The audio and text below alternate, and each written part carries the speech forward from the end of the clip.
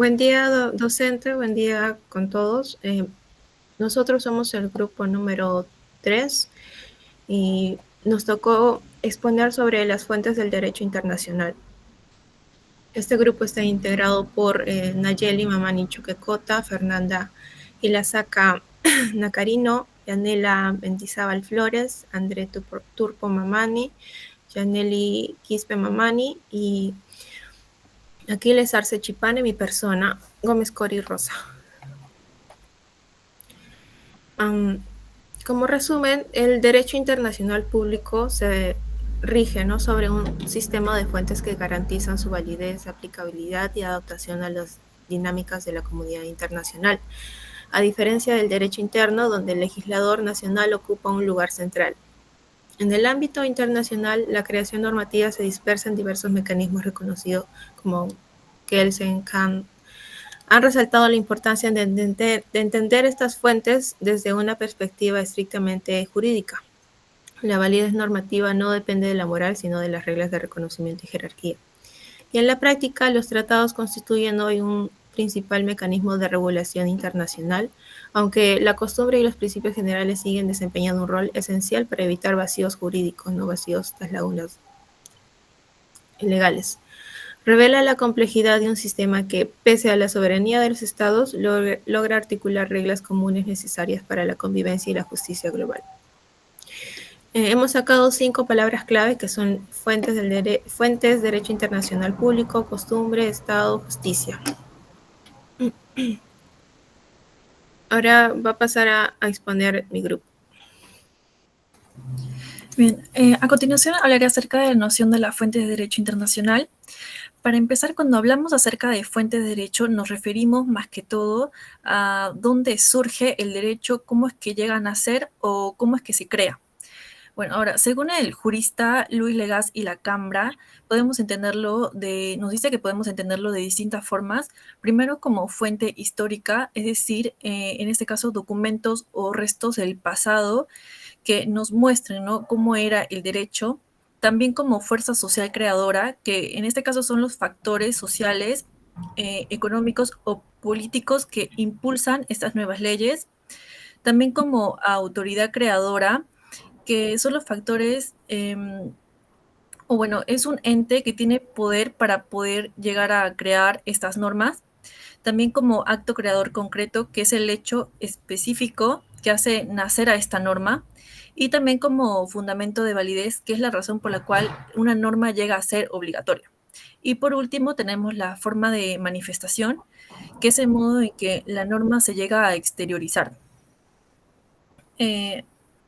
Ahora tenemos lo que son los conceptos de las fuentes de derecho internacional.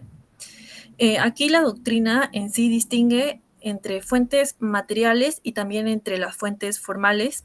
En primer lugar, tenemos las fuentes materiales, que son los factores que explican por qué es que se llega a surgir estas normas internacionales. Tenemos, por ejemplo, los factores políticos, también los factores económicos y sociales. Un ejemplo de esto es la globalización, por ejemplo.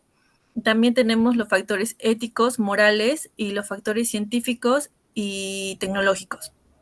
Ahora, también podemos encontrar las fuentes formales, que en este caso son los procedimientos jurídicos reconocidos como creadores de normas. También tenemos, por ejemplo, lo que son los tratados internacionales, la costumbre internacional, los principios generales de derecho, y también podemos tener lo que es la jurisprudencia y la doctrina, aunque estos en sí solo llegan a ser medios auxiliares.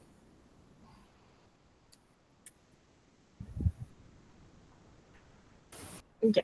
Continuando con la exposición, expondré sobre la costumbre internacional. Bien, la costumbre básicamente es una de las fuentes principales del derecho internacional público, ¿no? Donde menciona medios auxiliares a la jurisprudencia y también a la equidad. En ese sentido, constituye estas últimas, ¿no? Ya sean aquellos procedimientos de generación directa y efectiva de normas jurídicas, ¿no?, en el derecho internacional entre los estados. Es así que ahora en la actualidad la costumbre sigue siendo relevante en nuestro ordenamiento jurídico, a pesar de que hoy en la actualidad ya existen, ¿no? Aparte son como los tratados, convenios y actuaciones de organizaciones como tenemos la Asamblea General de la ONU. Porque esta más que todo es la expresión, ¿no? Del consenso o convicción jurídica de la comunidad internacional.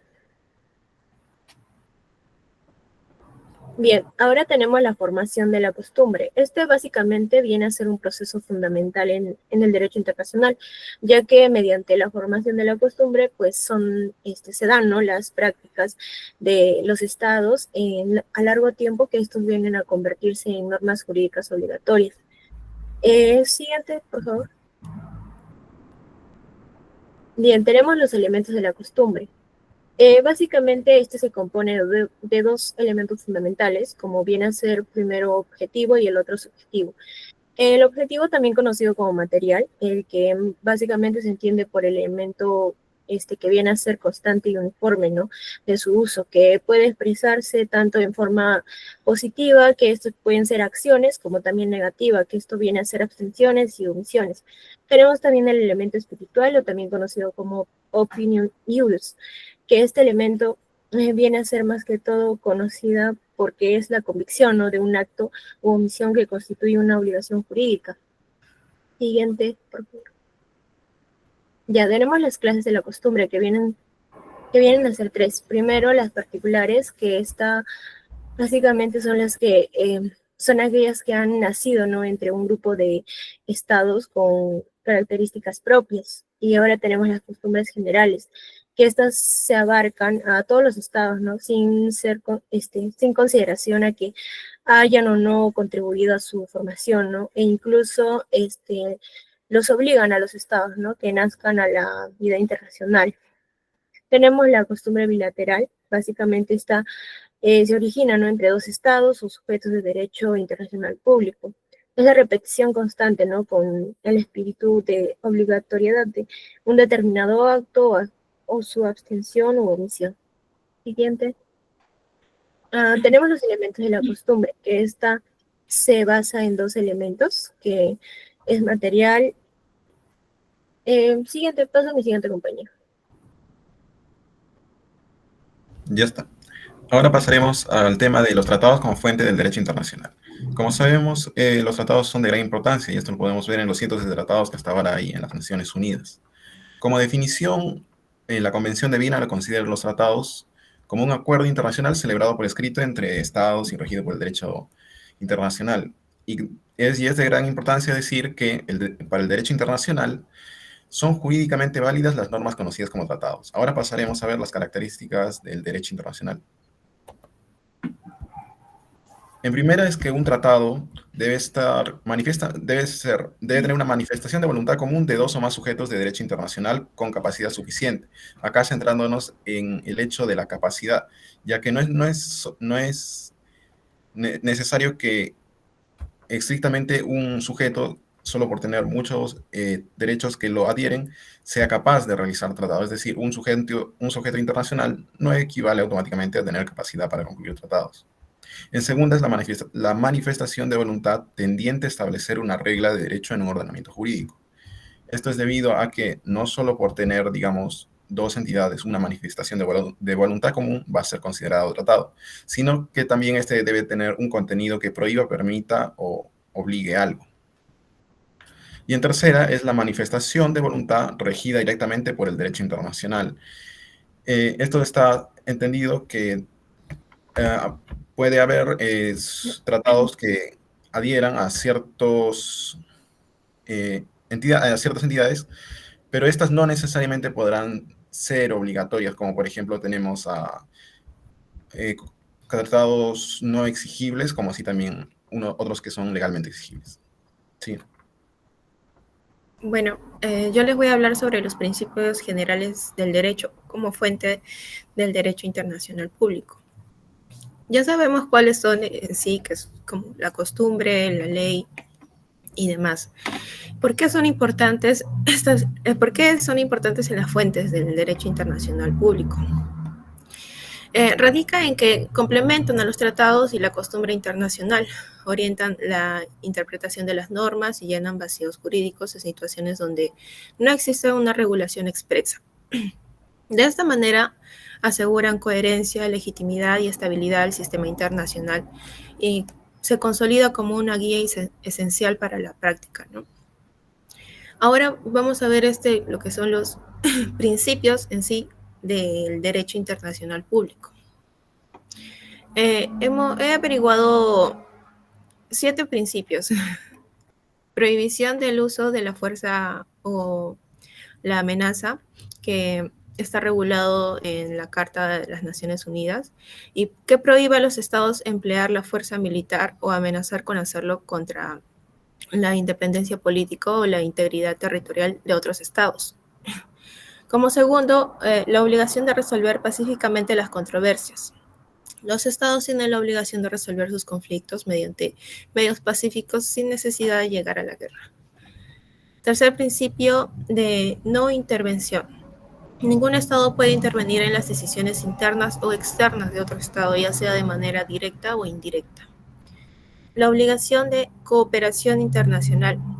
Los estados deben cooperar entre sí para mantener la paz y fomentar el desarrollo económico y social. La igualdad de derechos y libre determinación de los pueblos. Este principio reconoce que los pueblos tienen derecho a decidir libremente su estatus político y a buscar su desarrollo económico, social y cultural sin injerencias externas. La igualdad soberana de los estados. Todos los estados son iguales en derechos y deberes, sin importar su tamaño, población, poder económico o militar. El cumplimiento de la buena fe de las obligaciones internacionales. Los estados deben cumplir de manera honesta y leal los compromisos que han contraído, especialmente los tratados internacionales. Bien, continuando con la exposición, vamos a hablar ahora sobre la jurisprudencia internacional. Bien, cuando hablamos de jurisprudencia estamos hablando sobre un conjunto de normas y sentencias que ya han sido emitidas por muchos tipos de tribunales o tipos de cortes, con sus motivaciones y justificaciones que se deben tomar en cuenta a futuro para tomar una decisión en cuanto al caso que se vaya a tratar, y que estas decisiones de alguna manera sean más estables, previsibles, de tal forma que el derecho fundamentado sea igualitario y equitativo para las partes. Vamos a hablar de algunas características de la jurisprudencia internacional. Tenemos el artículo 38.1d, que básicamente ha sido tomado de los estatutos de la Corte Interamericana de Derechos, donde nos indica que debemos considerar las decisiones judiciales como medios auxiliares en su decisión precisa, ya que los jueces no crean el derecho, sino que lo descubren, lo interpretan y lo aplican. Otra de las características de la jurisprudencia internacional es que tienen un efecto legislativo. Bueno, mejor dicho, no tienen un efecto legislativo, pero sí son previsibles. Cuando hablamos de efecto legislativo, estamos hablando de que algún tipo de parlamento, congreso las ha emitido. Esto no es así, ya hemos dicho que sus decisiones son básicamente históricas y jurisprudenciales de otra manera, o sea, no lo emite un congreso. Estas decisiones pueden cambiar en el tiempo, según cambien las costumbres, que normalmente se pueden dar en un periodo de tiempo entre 20 a 30 años, ¿no? Según el cambio de las costumbres. Tenemos otra característica: las decisiones judiciales internacionales gozan de gran autoridad por su persuasión.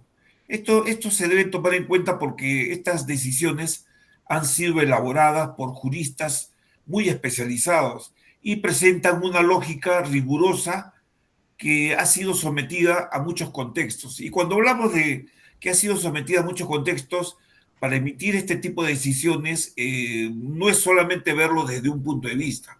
A veces estas decisiones hay que darles varios enfoques de tal forma que correspondan al derecho y sobre todo a la justicia, desde todos los enfoques que lo miremos, ¿no?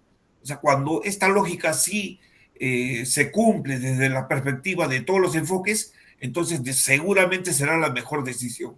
Y eso es lo que trabaja la Corte Internacional. Bien, también tenemos otra característica, que las decisiones de estos casos internacionales tienen una complejidad debido a que a veces se atribuye decisiones especialmente por parte de juristas de tradición common law, como una manera absoluta de considerarlas y de respetarlas. A diferencia, pero acá el common law, como les venía anticipando, cambia, es cambiante. ¿Y por qué es cambiante? Porque como lo tenemos anotado ahí, entre comillas, nos indica que el derecho evoluciona constantemente. Por lo tanto, la jurisprudencia también puede evolucionar. Siguiente página, por favor.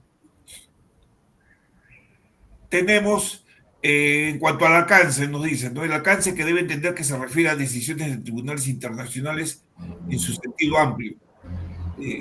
Y la jurisprudencia a veces suele darse de que también se puede dar en cortes de menor jerarquía. Entonces podemos tener una jurisprudencia, ya ves el caso peruano, ¿no? De una primera sala o de una segunda sala. El tema es qué jurisprudencia tendría más validez, tendría más peso, más valor. O una sentencia de una sala suprema, de un tribunal constitucional, a cuál de ellas le hago caso. Definitivamente esta es una encrucijada, pero se recomienda que se tome jerarquía a nivel jerárquico, sobre todo en las salas más especializadas. Estaríamos hablando pues, de una sala suprema o un tribunal constitucional, ¿no? Por cuanto las primeras, llámese primera instancia, solamente es decidido por un juez y de menor especialización también, a diferencia de la Sala Suprema y del Tribunal Constitucional, que tienen más años de experiencia y muchos mayores estudios para el caso. Tenemos otra característica. Acá nos recomienda el doctrinario Jan Brownlee, que propone incluir incluso las decisiones, los pleadings, los famosos pleadings, que son los escritos de demanda y contestación ante la Corte Internacional de Justicia. ¿Ve? Ahí la jurisprudencia incluso la podría formar hasta un escrito. Y sabemos que los escritos están realizados por los abogados de las partes, pero incluso podría tomarse como una pequeña jurisprudencia porque a veces tenemos muy buenos escritos que son como para enmarcarlos y crear pues jurisprudencia, ¿no?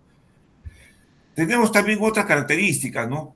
Las resoluciones jurisprudenciales han influido en la doctrina del derecho internacional. Por ejemplo, el caso, justo que hablaba el compañero, ¿no? El caso Nicaragua y contra Estados Unidos. Estos casos a veces ya forman una noción de cómo el juez del nuevo caso tendría que guiarse para interpretar el caso que se está evaluando, ¿no? Otro caso muy notorio fue el caso Pinochet, ¿no? El caso Pinochet sentó jurisprudencia para que estos personajes que habían incluido sobre todo delitos de lesa humanidad fueran traídos desde otro país, ¿no? Pinochet sabíamos que vivía en Chile, pero sin embargo fue apresado en Gran Bretaña y lo llevaron a España. Y ahí fue su sentencia, ¿no? Y condenado en este caso, a cárcel con pena perpetua. Entonces, esta jurisprudencia es interesante.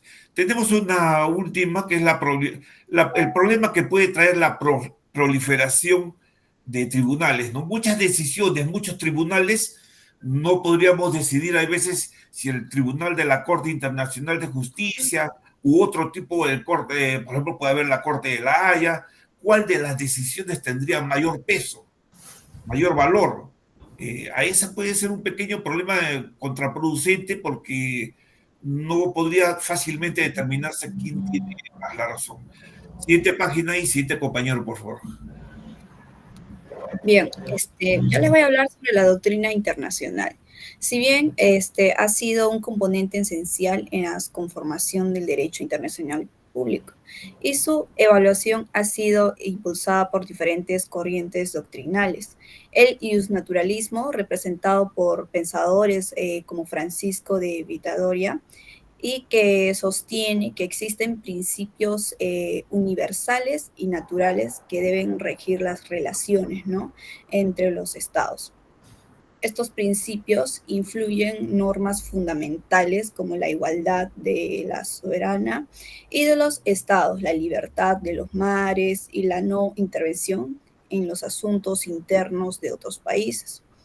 Por otro lado, el ius positivismo prácticamente es defendido por el autor Samuel. Argumenta, ¿no?, que el derecho internacional no depende de un principio universal, sino de las normas acordadas por los estados a través de tratados y convenios internacionales. Esta corriente subraya la importancia de la voluntad estatal en la creación y aplicación de las normas internacionales. Siguiente, por favor. Si bien hay un caso, ¿no?, de relevante que ejemplifica, ¿no?, la aplicación de esta doctrina en el caso de Nicaragua y Estados Unidos de 1986, que es resuelto por la Corte Internacional de Justicia. Si bien Nicaragua pues presentó una demanda, ¿no?, contra Estados Unidos por su apoyo a los contrarrevolucionistas nicaragüenses, ¿no?, durante la revolución sandinistas, específicamente por su intervención en el conflicto armado a través de financiamientos previstos de armas y acciones de sabotaje contra las instalaciones nicaragüenses. Alegó que estas acciones violaban su soberanía, ¿no?, y el principio de no intervención y el derecho internacional a partir de la Carta de la ONU. Este fallo ilustra cómo la teoría ius positivista, que considera que el derecho internacional se forma a partir de los tratados y acuerdos entre los estados, y el ius naturalismo, que busca principios universales, ¿no?, que aplican a todos los estados, centraliza en la práctica, a pesar de la clara violación de los derechos internacionales de Estados Unidos, se negó a acatar la sentencia, lo que pone en evidencia la dificultad de implementar y hacer cumplir las decisiones judiciales internacionales. Daré paso a mi siguiente compañera.